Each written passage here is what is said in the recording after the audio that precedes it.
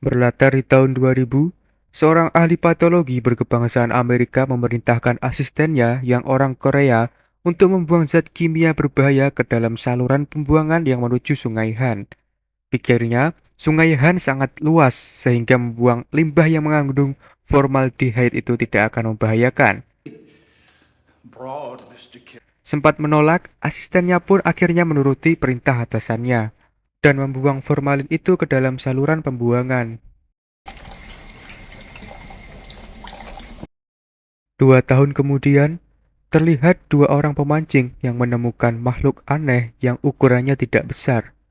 Awalnya orang-orang tidak menganggap makhluk itu sebagai ancaman, maka dari itu tidak ada yang peduli padanya. Shin berpindah kepada seorang yang berambut pirang yang bernama Park Gang-du. Dia adalah seorang ayah yang mempunyai putri bernama Park Hyun Seo. Kita panggil saja Yuyun. Gang-du mengelola bar makanan kecil bersama ayahnya atau kakek dari Yuyun. Kita panggil saja kakek. Di saat Gang-du sedang melayani pelanggannya, dia melihat orang-orang berkumpul di tepi danau. Setelah didatangi, ternyata orang-orang melihat benda aneh yang tergantung di jembatan. Dan tiba-tiba,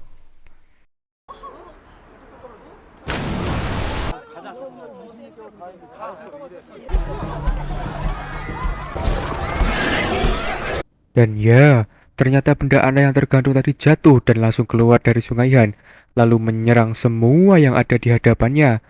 Semua orang pun panik dan berlarian, tak terkecuali Gangdu yang berusaha menyelamatkan dirinya. Gangdu dan seorang bule dari Amerika sempat memberikan perlawanan, bahkan hingga wajah Gangdu keciprat darah dari makhluk itu.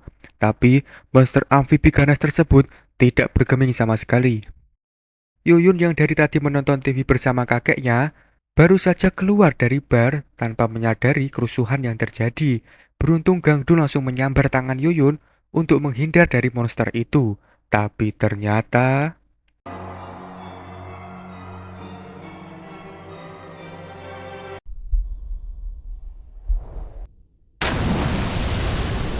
naas, Gangdu justru salah menggandeng tangan bocah lain. Yuyun yang masih tertinggal langsung disambar makhluk itu dari belakang dan membawanya pergi entah kemana.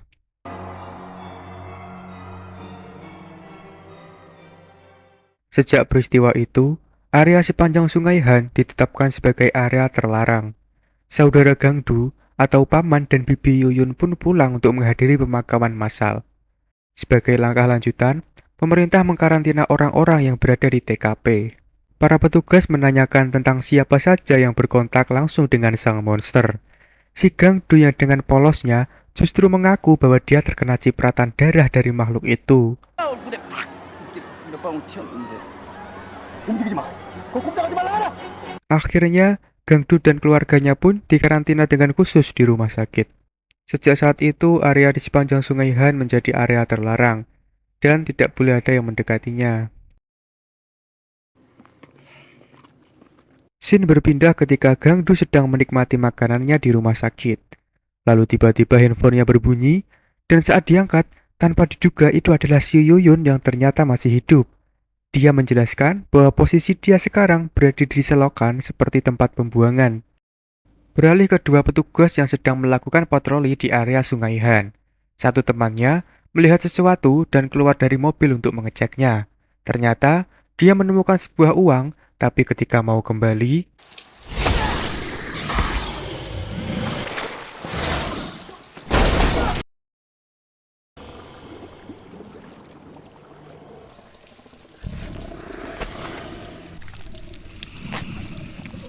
petugas tadi dibawa oleh makhluk itu di dalam persembunyiannya yang entah apa itu, tapi di situ banyak sekali mayat dari korban-korban sebelumnya.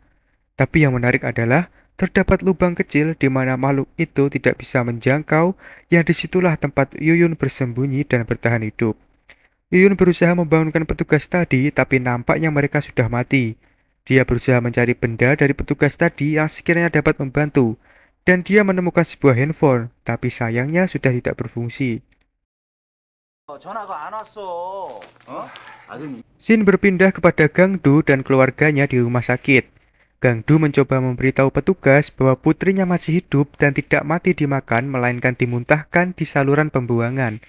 Dia mencoba memperagakan supaya petugas itu mengerti.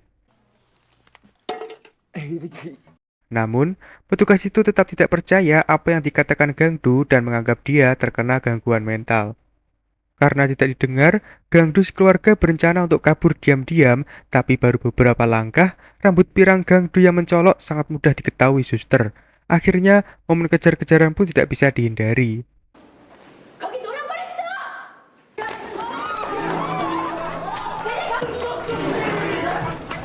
Beruntung, kakek sudah menelepon orang suruhannya untuk menjemput mereka keluar dari rumah sakit. Singkat cerita, kakek pun membayar total penjemputan kepada si gangster beserta peralatan dan kendaraan yang disewanya.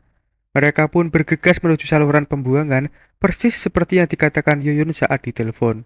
Saat melewati pos jaga, mereka dengan cukup mudah melewatinya meski harus menyogok dengan uang tabungan Gangdu. Sesampainya di pinggir sungai Han, mereka langsung menyusuri lorong-lorong sempit dan gelap di saluran pembuangan. Berharap bisa menemukan si Yuyun, tapi ternyata usaha mereka belum juga membuahkan hasil. Scene berpindah kepada dua bersaudara kakak beradik yang hidup hanya berdua saja. Sang kakak pun mengajak adiknya untuk menjarah sebuah truk yang berisikan makanan yang ternyata milik keluarga Gangdu tadi. Tapi yang menarik adalah ketika adiknya menemukan uang, sang kakak melarang untuk mengambilnya dan menyuruh untuk mengambil makanan saja untuk bertahan hidup. Tapi baru saja mereka keluar, tepat di bawah jembatan makhluk itu muncul dan langsung menangkap mereka. Beralih ke Yuyun yang masih bertahan hidup, monster itu datang kembali dengan membawa kakak beradik tadi dan langsung dimuntahkan di saluran pembuangan. Yuyun pun langsung membangunkan mereka, namun sayang, hanya adiknya saja yang masih bertahan hidup. Kembali kepada Gangdu dan keluarganya, di saat mereka sedang asik makan dan istirahat, terlihat monster itu dari sela-sela pintu. Tanpa pikir panjang, si kakek langsung memposisikan laras senapannya, dan...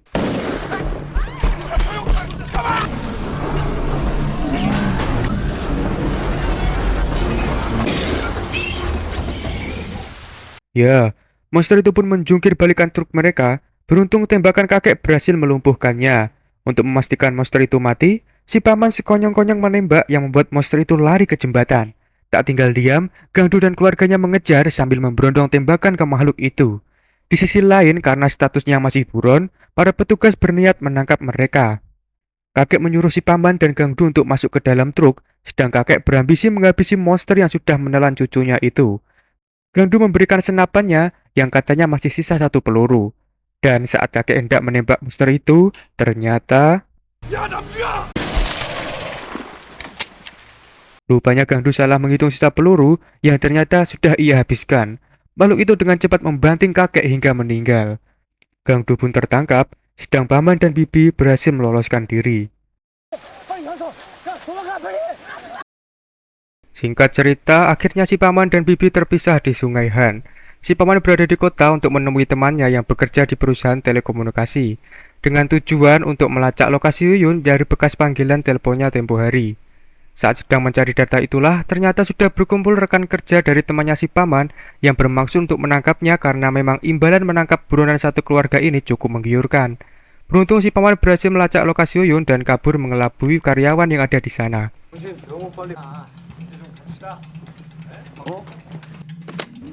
Dia berlari dari kejaran mereka dan tergeletak di jalan sambil mengirim pesan kepada bibi tentang keberadaan lokasi Yuyun sekarang.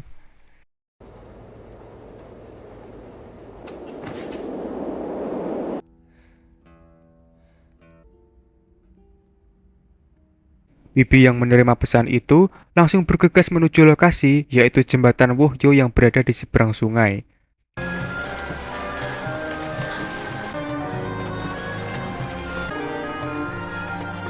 Setelah menemukan lokasinya, yaitu di sebuah saluran pembuangan yang besar, Bibi yang sambil menelepon Gangdu tentang keberadaan si Yuyun dikejutkan dengan kedatangan monster itu. Mencoba melawan dengan panahnya, namun akhirnya si Bibi harus terjatuh dan pingsan di seruduk makhluk itu. Beralih kepada Gangdu yang langsung dikarantina setelah tertangkap tadi. Bersama petugas medis, dia tetap menjelaskan bahwa putrinya masih hidup, tempatnya di jembatan Wohyo.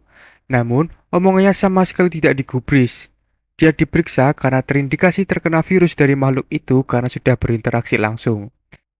Tapi yang menarik adalah, dalam pembicaraan rahasia, kepala medis mengatakan bahwa sebenarnya tidak ada sama sekali yang namanya virus seperti yang sudah diberitakan di media. Shin berpindah kepada Yuyun yang masih terjebak di sarang monster amfibi itu. Tapi setidaknya, dia kini punya teman ngobrol yaitu adik dari kakak beradik tadi. Dengan segala cara, mereka berusaha untuk keluar dengan membuat tali dari baju yang diikat dari para korban sebelumnya. Namun sayang, belum sempat naik, monster itu keburu datang. 또 한 명 나온다.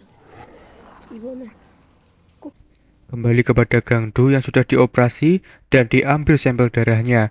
Dia pun balik melawan dan berusaha kabur dengan menyandera satu petugas. Akhirnya, dia berhasil kabur dengan mobil ambulan.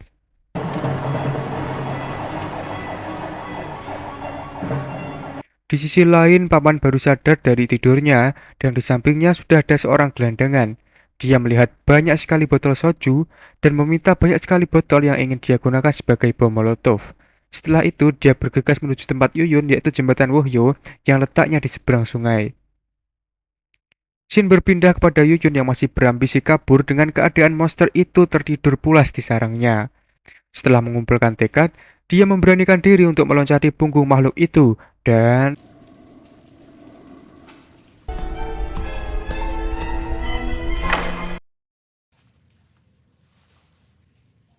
ya, tubuhnya pun langsung ditangkap lagi dan diletakkan kembali di sarangnya. Melihatnya masih tertidur, dia berusaha kembali ke persembunyiannya, tapi tiba-tiba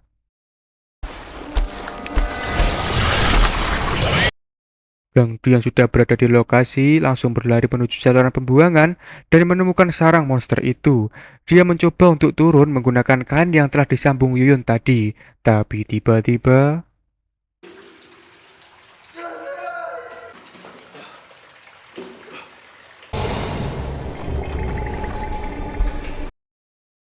ya, makhluk itu lewat tepat di atas Gangdu yang dimana terlihat lengan Yuyun menggantung keluar dari mulutnya. Gangdu langsung berlari mengejar monster itu. Di sisi lain, banyak pendemo yang sedang melakukan demonstrasi karena aksi protes dari kebijakan pemerintah yang menurunkan agen Yellow di sekitar Sungai Han. Keputusan ini dinilai akan berdampak buruk bagi lingkungan sekitar. Melihat gerombolan para pendemo, menarik perhatian monster itu dan langsung menuju ke sana disusul dengan Gangdu yang juga ikut mengejar. Sesampainya di seberang sungai, makhluk itu datang tepat di saat zat kimia dari agen Yel diturunkan, yang membuatnya tergeletak tak berdaya. Tanpa menyia-nyiakan kesempatan, Gangdu pun berusaha meraih tangan Yuyun di dalam mulut monster ini. Namun sayang, saat ditarik ternyata dia sudah lemas tak bernyawa dengan posisi sedang merangkul temannya di dalam sangkar tadi. Di saat paman dan bibi sedang berduka, di saat itulah monster itu kembali bangkit. Dengan sigap si paman langsung mengepungnya dengan bara api berkat bom molotov yang sudah diraciknya tadi.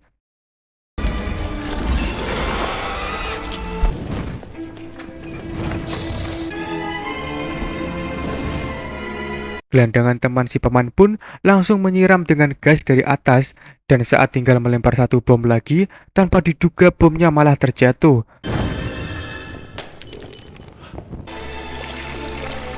Beruntung ada bibi yang langsung menancapkan anak panahnya dan langsung membidik makhluk itu tepat di matanya.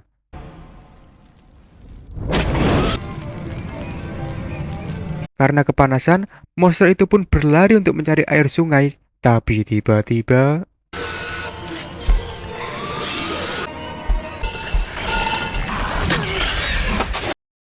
ya, si Gangdu langsung memapak monster itu dengan tongkat dan langsung menombaknya tepat terkena mulutnya, yang langsung membuat monster itu mati seketika. Di sela-sela kabut asap hasil dari agen Yellow, terlihat Gangdu berusaha menyadarkan teman Yuyun tadi yang ternyata masih hidup.